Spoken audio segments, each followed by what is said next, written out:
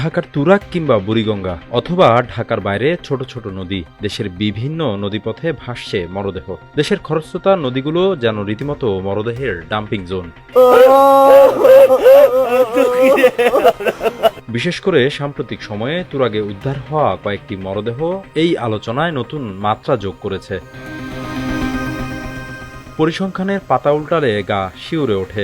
বাংলাদেশ নৌপুলিশের নথিপত্র বলছে, বিগত ২০২৫ সাল থেকে চলতি বছরের ৩১ মে পর্যন্ত মাত্র ১৭ মাসে দেশের নদীগুলো থেকে উদ্ধার করা হয়েছে ৭৪৯টি মরদেহ।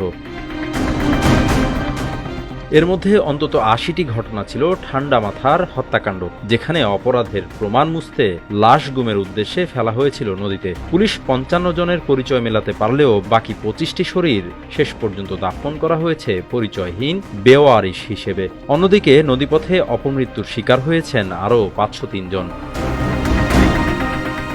বাংলাদেশ নৌপুলিশের অতিরিক্ত আইজিপি মোহাম্মদ রেজাউল করিম জানিয়েছেন, মরদেহ উদ্ধারের পর অপমৃত্যু এবং হত্যাকাণ্ড দুটি বিষয়কে পৃথক করার উপর গুরুত্ব আরোপ করেন তারা। আমাদের প্রসেসটা হলো যে আমরা যদি মার্কস অফ ইনজুরি বা আমরা যদি আলামতগুলো শ্রোতাল করার সময় আমরা দেখি যে এগুলো হত্যা মামলা বলে আমাদের ক্রাইটেরিয়ার মধ্যে আসে, তাহলে আমরা সরাসরি হত্যা মামলাই রুজু করি।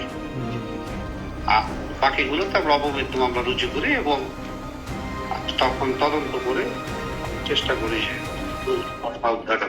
নৌপথের ভাসমান মরদেহের পরিসংখ্যান বরাবরই ঊর্ধ্বমুখী। জনসচেতনতা বাড়লে যেমন কমবে অপমৃত্যুর সংখ্যা, তেমনি আইনের কঠোর শাসন আর দ্রুত বিচার নিশ্চিত হলেই কমবে নদীকে লাশ গুমের চারণভূমি বানানোর এই বিকৃত মানসিকতা।